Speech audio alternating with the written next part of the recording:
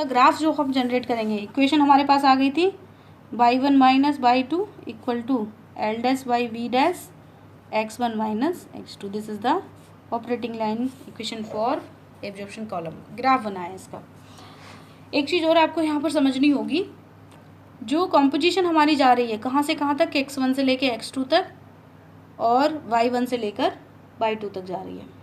ठीक है, तो जब आप इसके ग्राफ की वैल्यू कैलकुलेट करेंगे और ये दो पॉइंट के बीच का, जैसे आपसे बोला था ना कि दो बिंदुओं के बीच से होकर जाने वाली रेखा का समीकरण क्या है, तो क्या, जैसे मान लीजिए, इसको थोड़ा समझें।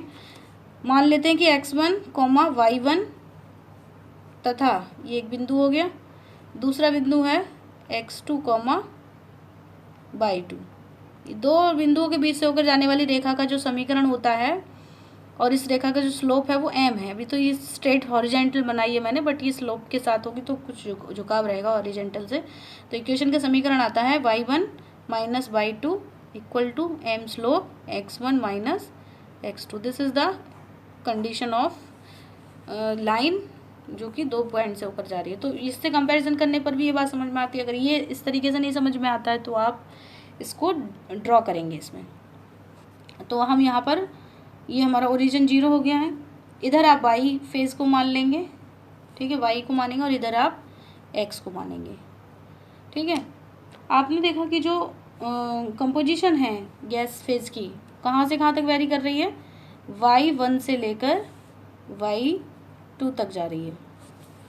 ठीक है, क्योंकि जो y1 है हमारा, जो y1 है ये है y1 divide by 1 minus y1। ठीक है, तो सॉल्यूट सबसे ज़्यादा कहाँ होगा, y1 पे होगा। ठीक है, टॉवर में फिर से बनाऊँ क्योंकि बार बार पीछे पेज पलटना पड़ रहा है।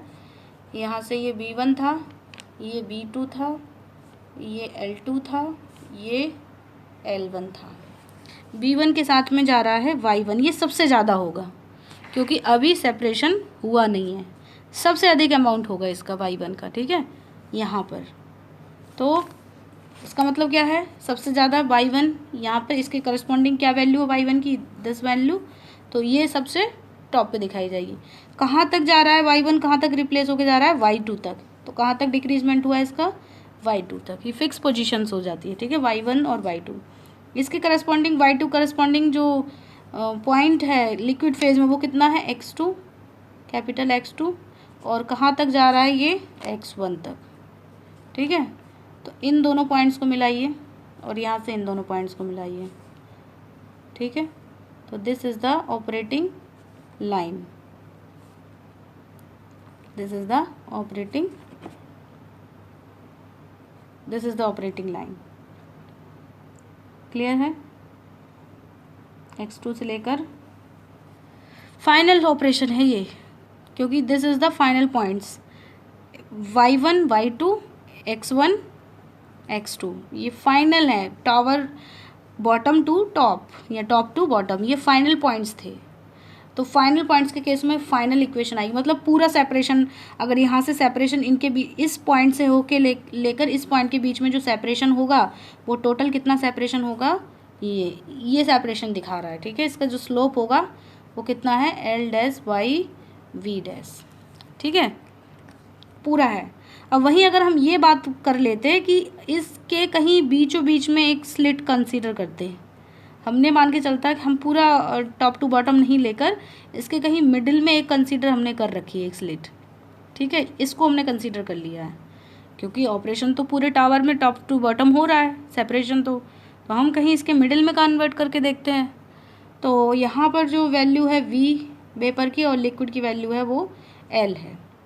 तो किसको रिप्लेस करना था, b1 by1 तो ऐसे ही रहे, b1 l1 तो रहेगा, लेकिन b2 l2 की जगह चेंज हो जाएगा v और l, और y2 x2 की जगह चेंज हो जाएगा y और x। तो इसी इक्वेशन को हम सीधे सीधे ऐसे ही चेंज कर सकते हैं। अदरवाइज़ तो ये पैटर्न ठीक नहीं है। हमने जैसे इसको ड्राइव किया है वैसे ही हम इन दोनों के बीच में यहाँ से लेके यहाँ तक ड्राइव करेंगे। ठीक है, चलो इक्वेशन सीधे सीधे मैं यहाँ से यहाँ तक बना दे रही हूँ। क्या मिल जाएगी आपको इक्वेशन, y1 और y2 की जगह आ जाएगा केवल y बराबर L dash by V dash. L dash क्या है, सॉल्यूट फ्री अमाउंट है, और वी डैश क्या है, इनर्ट का अमाउंट है, तो इनर्ट तो कांस्टेंट रहेगा पूरे अमाउंट में। एल डैश क्या है, सॉल्वेंट की फ्लो रेट है, ठीक है। तो सॉल्वेंट की फ्लो रेट चेंज हो सकती है, और x1 माइनस x2 है, तो x1 और x2 की जगह ओनली आ जाएगा x। तो this is the operating line condition between these surface, ठीक है। केवल यहाँ तक के लिए ये इक्वेशन लग रही है, ठीक है। तो ऐसे ही आपसे अगर कहा जाए कि इसके पॉइंट के भी लिए बताइए, तो देख रहे हो आप, इनिशियल पॉइंट तो ऑपरेशन तो यहाँ से शुरू हो रहा है, ये वाले बिंदुज तो हमारे कॉमन रहेंगे, कांस्टेंट रहेंगे, लेकिन जितने भी स्टेप ऑफ हाइट के लिए आपसे कन्वर्सन करवाया जाएगा, आप सेकंड पॉइंट के अमाउंट्स को वहाँ से चेंज करते चले जाएंगे, ठीक है। अब बात करते हैं इसके स्लोप की। एक चीज़ और ध्यान रखना है कि इस तरीके से जब हम वेपर और गैस फेज, मतलब गैस और लिक्विड फेज का ऑपरेशन को हैंडल करते हैं, गैस एंड लिक्विड फेज, तो वहाँ पर एक इक्विलिब्रियम कर्व बनाया जाता है। डिस्टिलेशन कॉलम में भी होता है, और जो भी हमारा डॉल फेज सेपरेशन हो रहा है, तो वहाँ पर इक्विलिब्रियम कर्व की बात आ जाती है, क्योंकि सेपरेशन किसके बीच में हो रहा है, गैस और लिक्विड के बीच में, गैस और लिक्विड के बीच में। तो यहाँ पर जो बाउंड्री है या फिर जो फेज सेपरेशन हो रहा है, तो यहाँ पर इक्विलिब्रियम का कॉन्सेप्ट वर्क करता है, ठीक है। तो वेपर और लिक्विड के लिए हम यहाँ पर एक इक्विलिब्रियम कर्व ड्रा करते हैं, और ये इक्विलिब्रियम कर्व डाटा आपको लिक्विड फेज कॉम्पोजिशन और वेपर फेज कॉम्पोजिशन के थ्रू बनाना होता है, और इस तरीके से एक कर्व बन जाता है, यहाँ से ओरिजिन से होते हुए यहाँ तक एक कर्व जनरेट होता है, ठीक है। ठीक, चलो इसको भी और अच्छे से समझते हैं। इधर पीछे यहाँ मैंने आपको बताया था कि इक्विलिब्रियम कर्व के बारे में, इक्विलिब्रियम कर्व। इक्विलिब्रियम कर्व क्या दिखाएगा आपको, वेपर फेज और लिक्विड फेज की कंपोजिशन को इक्विलिब्रियम कॉन्सेप्ट पर, ये इक्विलिब्रियम के अनुसार दिखाता है, ठीक है। तो यहाँ से यहाँ तक डाटा रहेगा इस तरीके से, इक्विलिब्रियम कर्व की वैल्यू, मतलब आपको यहाँ पर वेपर फेज लिखना होगा y, और यहाँ लिखना होगा आपको x, ठीक है। जो ऑपरेटिंग लाइन की इक्वेशंस होती हैं उनमें आपको इस डाटा को बना लेना होता है, ठीक। तो मोल फ्रैक्शन 0 से लेकर 1 तक वेरी करता है, ऐसे ही आप वेपर फेज में क्या कंपोजिशन है उसको आप बना सकते हैं, ठीक है। और इसी तरीके से आपने क्या करना है, ऑपरेटिंग लाइन अभी हमने हमारी जनरेट हो गई थी, यहाँ पर हमने y2 को लिया हुआ था, यहाँ पर हमने x2 को लिया हुआ था, यहाँ पर हमने y1 को लिया हुआ था, यहाँ पर हमने x1 को ले लिया, ये वाली इक्वेशन हमारी आ रही थी, ठीक है। अब क्या होगा, ऑपरेटिंग लाइन क्या थी हमारे पास, y1 माइनस y2 बराबर l dash y v dash x1 minus x2। यहाँ पर देखिए y1 y2 x1 x2 ये तो कांस्टेंट रहेंगी, क्योंकि पूरे जो सेपरेशन हो रहा है, पूरा जो एब्जॉर्प्शन कॉलम में जो कंपोजिशन है वो निर्धारित है, ठीक है, ठीक है। जो टर्मिनल पॉइंट्स हैं दिस एंड दिस, ये क्या है हमारी कांस्टेंट, हमने एज्यूम किया है कांस्टेंट है। वी डैश क्या थी, इनर्ट की वॉल्यूमेट्रिक फ्लो रेट थी, तो ये कांस्टेंट रहेगी, क्योंकि जितना इनर्ट टावर में गया है, किसी से रिएक्शन नहीं कर रहा है, कहीं कोई सेपरेशन नहीं हो रहा है, किसी के साथ एब्जॉर्ब नहीं हो रहा है, वो टोटल अमाउंट आपको बाहर मिल जाएगा, ठीक है। तो इसलिए ये चीज़ भी फिक्स है, ठीक है। यहाँ क्या क्या चीज़ें फिक्स हो गई हैं, y1 y2 x1 x2 and v1, ये सभी क्या है, फिक्स हैं, ठीक है, कांस्टेंट रहेंगी। वेरी केवल क्या करवा सकते हैं आप, L dash, only L dash की वैल्यू को हम यहाँ पर वेरी करा सकते हैं, और ये एल डैश कौन सी अमाउंट थी, लिक्विड की अमाउंट थी, लिक्विड सॉल्वेंट की अमाउंट थी। अब इसके बारे में थोड़ी सी बातें हमें यहाँ पर समझनी होंगी। देखिए, अगर हम एल डैश की वैल्यू को घटाते हैं, ठीक है, ये इक्वेशन है, इसको ध्यान रखना है। अगर इसका स्लोप क्या है, ये जो इक्वेशन आपको दी जा रही है इसका स्लोप क्या है, स्लोप ऑफ इक्वेशन क्या है, L dash Y V dash, ठीक है। ये कब कम होगा, जब एल डैश का मान कम होगा। कब बढ़ेगा स्लोप, जब एल डैश का मान बढ़ेगा। तो हम यहाँ पर दो केसेस की बात करेंगे। हम स्टार्ट कर रहे हैं मिनिमम लिक्विड गैस रेशियो, ध्यान देना है, हमारा न्यू टॉपिक शुरू हो रहा है, मैंने टॉपिक नहीं बताया, स्टार्ट कर दिया पहले ही। मिनिमम लिक्विड गैस रेशियो,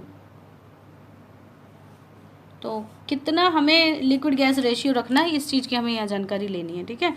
तो ये जो इक्वेशन हमने ड्राइव करी थी y1 minus by two L dash by B dash x1 minus x2, इस इक्वेशन का जो स्लोप है वो L dash by B one है, यानी कि जो लाइन थी, ऑपरेटिंग लाइन होती थी हमारी यहाँ से यहाँ तक की, ठीक है। अभी हम ये मान के चल रहे हैं कि जो हमारी ऑपरेटिंग लाइन जो हमने पीछे भी ड्रा करी है उसकी वैल्यू ये है यहाँ से यहाँ तक, ठीक है। A to B मान के चलते हैं। तो इस लाइन का जो स्लोप है वो L dash by V dash है। अब हम कंडीशन क्या लगाते हैं कि इफ़ एल डैश की वैल्यू को हमने क्या कर दिया है, लो, कम कर दिया, एल डैश की वैल्यू को हमने यहाँ पर कम कर दिया है, तो क्या होगा, एल डैश की वैल्यू लिक्विड में कम आ रही है तो क्या घटेगा, सेपरेशन घटेगा, ठीक है। यानी कि प्रॉपर सेपरेशन करवाने के लिए आपको टावर की हाइट को बढ़ाना पड़ेगा। रीज़न क्या था कि जो सेपरेशन हो रहा था, जो एल डैश, अगर मान लो पहले ज़्यादा अगर आप सॉल्वेंट भेजोगे, ठीक है, तो ज़्यादा सॉल्वेंट जाने का मतलब क्या है कि ऑपरेशन बढ़िया होगा, मास ट्रांसफ़र डिफरेंस ज़्यादा मिलेगा, इस वजह से एब्जॉर्प्शन रेट भी बढ़ जाएगा। लेकिन आपने क्या कर दिया, एल डैश की वैल्यू को घटा दिया है, तो एल डैश की वैल्यू घटाने से यहाँ पर होने वाले रेट ऑफ एब्जॉर्प्शन की वैल्यू भी घट जाएगी, और उस घटे हुए अमाउंट को गिवन टाइम में पूरा करने के लिए आपको ऑपरेशन ज़्यादा टाइम तक चलाना पड़ेगा, ज़्यादा समय तक चलाना पड़ेगा। भाई हमको तो सेपरेशन जितना % चाहिए वो कंप्लीट करना है, तो हमने सेपरेशन की जो क्वांटिटी है उसको फिक्स कर दिया है। तो उस फिक्स क्वांटिटी को लेने के लिए, जबकि हमारे पास सॉल्वेंट का मान कम मिल रहा है, तो हम ऑपरेशन को ज़्यादा देर तक करवाएंगे। होगा ऐसा? ज़्यादा देर तक हम करा नहीं सकते बिकॉज हमने टाइमिंग भी फिक्स कर रखी है, 2 घंटे तक ही काम चलेगा। तो इस केस में हम क्या देखते हैं कि हमें टावर की हाइट को बढ़ाना पड़ता है, और जब टावर की हाइट बढ़ जाती है तो इसके साथ रिकवरी कॉस्ट भी बढ़ जाती है, फिक्स कॉस्ट बढ़ जाती है, रिकवरी कॉस्ट बढ़ जाती है। टावर ज़्यादा लंबा होने से कंस्ट्रक्शन कॉस्ट भी इसकी बढ़ जाती है, मटेरियल चार्ज ज़्यादा पड़ता है, तो इससे समस्या हो जाती है, ठीक है। तो अब क्वेश्चन ये है कि कहाँ तक हम कम कर सकते हैं इसको, मिनिमम कितना रखें। ज़्यादा रखेंगे, देखो ज़्यादा का भी समझ लो, अगर हम लिक्विड सॉल्वेंट की वैल्यू को ज़्यादा रखेंगे, यानी कि अगर एल डैश के मान को हाई रखेंगे, बढ़ा देंगे, ठीक है, तो क्या होगा, ज़्यादा लिक्विड इसके अंदर जाएगा, गैस कम आ रही है, सेपरेशन बहुत जल्दी हो जाएगा, है ना, होगा सेपरेशन बहुत जल्दी, क्योंकि गैस आ रही है कम और लिक्विड दे दिया ज़्यादा आपने टावर के अंदर, सेपरेशन बहुत जल्दी हो जाएगा। मतलब जो टाइमिंग निर्धारित है उससे पहले ही आपको सेपरेशन मिल जाएगा, तो ये भी हमें नहीं होने देना, बिकॉज टाइमिंग हमारी कांस्टेंट है वो, ठीक है। मान लेते हैं 2 घंटे तक ऑपरेशन चल रहा है, तो 2 घंटा फिक्स है। इस केस में हमें क्या करना पड़ेगा, टावर की हाइट को छोटा करना पड़ेगा, तो टावर की हाइट वो उस केस में कम हो जाती, तो ये भी समस्या वाली बात हो जाती है। टावर की हाइट छोटी हो अगर करते हो आप, ठीक है, तो इससे क्या होगा कि जो ड्राइविंग फोर्स है वो तो बढ़ेगा, बट जो रिकवरी कॉस्ट है वो बढ़ जाएगी, ठीक है। जो फ्लो रेट्स हैं या वॉल्यूम है वो भी यहाँ पर चेंजमेंट के हो जाएगा, ठीक है। तो अब हमें क्या करना है कि चेकआउट करना है कि कितना मिनिमम लिक्विड गैस रेशियो रखना होगा। अभी देखिए आप यहाँ पर ये वाला पॉइंट पहले लेके चलते हैं कि एल डैश की वैल्यू को जब हम कम कर रहे थे, ठीक है, एल डैश की वैल्यू को जब हम कम कर रहे हैं तो क्या होगा, यहाँ पर स्लोप जो होगा, एल डैश की वैल्यू कम करने पर स्लोप भी कम होने लगेगा, स्लोप घटने लगेगा। स्लोप घटेगा तो इसका झुकाव नीचे की तरफ आने लगेगा, क्योंकि नीचे की तरफ ही इसका स्लोप कम होगा। तो स्लोप मान लेते हैं घट के यहाँ आ गया, ठीक है, ए से लेकर बी कंडीशन पर आ गया, मतलब सी पर आ गया, ए सी पर आ गया। तो जो लाइन थी वो नीचे की तरफ झुकने लगी, क्योंकि भाई ये तो फिक्स है, y2 x2 ये तो फिक्स हो गए, ये वाली पॉइंट्स भी फिक्स हैं, स्लोप जो होगा वो घट जाएगा इसका, ठीक है। अब क्या होगा यहाँ पर कि अगर और ज़्यादा स्लोप कम कर दिया हमने, और ज़्यादा लिक्विड फ्लो रेट को घटा दिया, तो स्लोप और कम हो जाएगा। फाइनली इस पॉइंट पर आने के बाद जो इक्विलिब्रियम कर्व का टच पॉइंट है, पिंच पॉइंट है जो यहाँ पर, ये वाली कंडीशन, इससे ज़्यादा कम आप लिक्विड को, सॉल्वेंट को नहीं भेज सकते हो, क्योंकि यही इसका मिनिमम पॉइंट कहलाएगा। इतना सॉल्वेंट, ठीक है, कितना सॉल्वेंट, जितने तक इसका दूसरा सिरा इस इक्विलिब्रियम कर्व को टच कर रहा है, वहाँ तक ही केवल आप लिक्विड को, मिनिमम उतना लिक्विड आपको रखना होगा, इससे नीचे ऑपरेशन अब नहीं होगा, ठीक है। तो इसीलिए this is the minimum liquid gas ratio point. यहाँ पर आपको दिखाएगा कि जो एल डैश का मान है वो कहाँ तक आपको रखना होगा, बट एब्जॉर्बर में यूजुअली जो ऑपरेटिंग लिक्विड फ्लो रेट होती है उसको हम 1.1 या 1.5 टाइम्स रखते हैं मिनिमम गैस लिक्विड रेशियो के, मिनिमम गैस लिक्विड रेशियो, ठीक है। मतलब इसका अर्थ मैंने ये लिखा है, अगर आपसे ये कहा जाए कि जो हमारा एब्जॉर्प्शन कॉलम है उसमें हम कितना गैस लिक्विड रेशियो रखें, तो वो कितना होगा, गैस लिक्विड रेशियो जो ऑपरेटिंग गैस लिक्विड रेशियो है, गैस लिक्विड गैस रेशियो, ठीक है, ऑपरेटिंग जिसपे हम ऑपरेशन अपना करवा रहे हैं, ठीक है, वो कितना होता है 1.1 और 1.5 time of minimum LYV ratio. LYV ratio का 1.1 या 1.5 रख लो, उससे ज़्यादा आपको हमेशा ऑपरेशन के अंदर इसका रेशियो बैलेंस करके रखना होता है। तो यहाँ तक हमने अपना कवर अप कर लिया है।